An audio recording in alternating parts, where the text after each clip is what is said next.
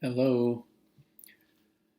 Another quick Bible study with Pastor Mark from the Word of Life Fellowship Church here in Omaha, Nebraska. I hope you're having a great day. Looking at the camera, I realize I'm wearing a shirt almost the exact color of the wall behind me. I'm sorry about that. Tape's rolling. I'm not stopping now. Today, we're going to be reading from John, the Gospel of John, chapter 14. We're going to look at the 27th verse. This verse, to me, is one that brings great comfort. I hope that is the case for you today. I'm reading from the New King James translation here. Verse 27, John chapter 14. Peace I leave with you. Excuse me, let me say that again. Peace I leave with you, or peace I leave with you. Either way, hear it. This is true. Peace I leave with you. This is Jesus speaking. My peace I give to you. So he's not only giving us peace, but he's giving us his peace. Not as the world gives, do I give to you. Well, that's the end of that sentence. It's not the end of the verse, but that's the end of that sentence.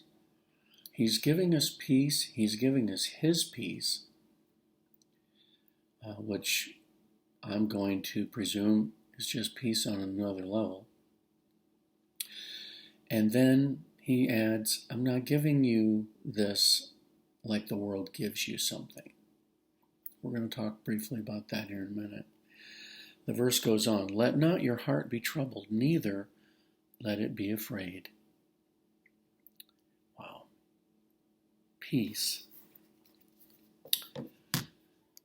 To be at peace, to have peace in your life, to have peace from the struggles in life, to have peace in turmoil, in times of turmoil, to have peace in times of troubles and struggles, to have peace when everything around you is falling down, collapsing, to have peace when others around you, perhaps even in your family, are falling apart, to have peace when someone tells you you've just lost your job, to have peace when you're not sure how the bills are going to get paid, but you're confident because the Lord is your provider that he is going to come through somehow, some way, maybe from an unexpected source. I recall a time my wife and I were living in Texas. We had moved there a few months prior, and it was taking a long time to sell our home here in Nebraska. Now, hindsight, I should have rented the house out. We could have rented it probably the first month, and then I would have had rental income coming in covering the mortgage cost on the house, and that would have been a much better relief financially. But I was determined, and I thought at the time I had to sell the house. I needed the equity in that house to pay down the 401k loan that I had made to get the down payment to buy the house in Texas. I was just stressed.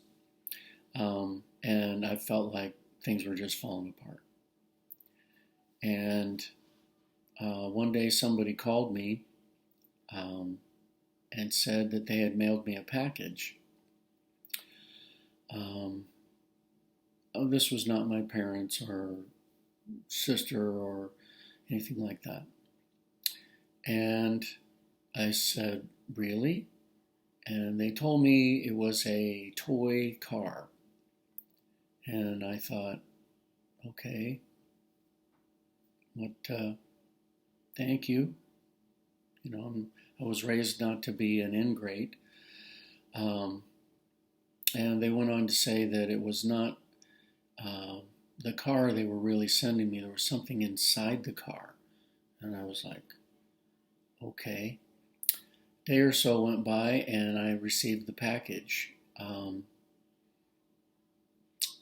opened the package and there's this toy car. So I went into my closet and where I was by myself, and I took the toy car apart, and in that car was $3,000 in cash. I didn't know what to say, but it was a lifesaver. I mean, it was a lifesaver. Went and deposited that in the bank, sent off some checks, and covered some bills. I was very thankful to the Lord for putting that on the heart of the person who sent me that package. I'm talking about peace. Now I was stressed, I was frustrated, but I wasn't afraid. I just didn't know how it was going to get paid, these bills. I just knew that the Lord has a way to work things out. He just wasn't sharing it with me. But in a way, he did. He gave me a little bit of hope because I thought, okay, there's something in the car. And then when I got it, the rest you know. What a concept that we have peace when we don't really understand why we can have peace. Jesus gives us peace, not like the world gives us peace. In the world, things can be given, and then if something happens that someone is offended, they may just turn around and demand that back, whatever it is they might have given you. Jesus isn't that way. He gives us peace, but not just peace. He gives us His peace. Wow. In this verse, I find these very comforting words. And in times of trouble, stress, anxiety, fear, I reflect on this. And I also reflect on the many times that God has provided an escape or a way out or a way to pay or a way to whatever, or to relieve the anxiety or to remove the problem. And I can relax knowing that He loves me and He will continue to come through. I have shared before at another time, probably close to a year ago, a time when I was pulled over by a police officer for my license tags being expired. And within a minute, maybe 2 minutes, he tells me, actually he told me right away, to get out of the car. First he says, you know, I pulled you over. I'm like, nope. And he says, your tag's expired. Now this is after I handed him my license and my registration, my proof of insurance. So I should have said that first. And then he says, grabs his little microphone hanging on his coat, and says, I need a tow. And he says, get out of the car. And I said, what? And I started to protest. Why would he need to tow my car for an expired license tag? And he told me in so many words, I don't remember exactly how he said it at this time, because that's probably been 25 years ago, 26 probably, years ago. And he said, he pointed his finger at me, and he says, you better watch it. I'll take you to jail. And I just backed up, stepped up on the curb, and just stood there. I couldn't believe what was happening. Now, this was before cell phones were really, really common, so maybe it was longer than 26 years ago. And I couldn't believe it. In less than 2 more minutes, there's a tow truck in front of my car, and I'm thinking, that's quick. where did he come from? Long story short, I walked home, which was just a couple of miles, but still an aggravating couple of miles, because I was on my way to work in traffic. By the time I got home, however long it takes you to walk a couple of miles in the city, I don't know. I felt like it was 15 or 20 minutes. I walked in the door. My wife's like, "What are you doing home? Where's the car?"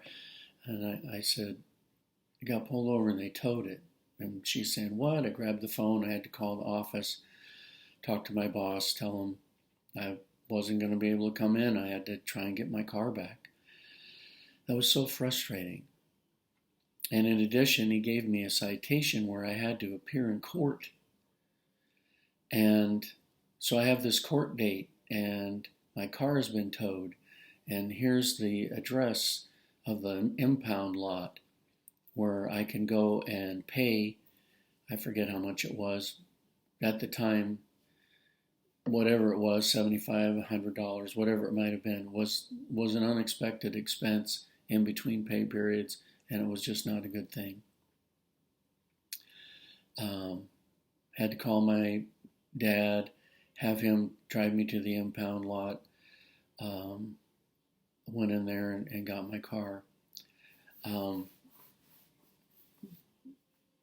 week or two later, we got a letter from the city attorney apologizing that my car was impounded and towed, that I was given a citation, and told me I can disregard all of that. Now, they did not refund my money getting my car back out of the impound, but the letter went on to explain that the police officer had been in some kind of collusion with the tow company, and he was getting a portion of the tow fees that the city was paying them for towing vehicles when the police requested. He was breaking the law, and so was the towing company. And I was a victim, but I didn't have to pay the fine. I did not have to appear in court, and I had this apology from the city attorney. I was delighted. I was also reminded how my Heavenly Father takes care of me, even in situations that are way out of my control. And that gives me peace. His peace, not like the world gives, but He gives peace. I hope this is a comfort to you today and a blessing. I hope that you can reflect on times in your life when God came through at various times, whether it was a healing in your body, deliverance from some kind of a financial need, or some kind of a situation, maybe on the job or just in life, in school, in work, in the neighborhood, whatever it might be, and the Lord came through. When we reflect on those things, it kind of gives us that strength that builds us up in our inner man, our spirit, and we are strengthened. We strengthen ourselves in the Lord in that context, because we know and we can think about and reflect upon His answer to prayer, His coming through, His taking care of us when we weren't sure how anything was going to work out.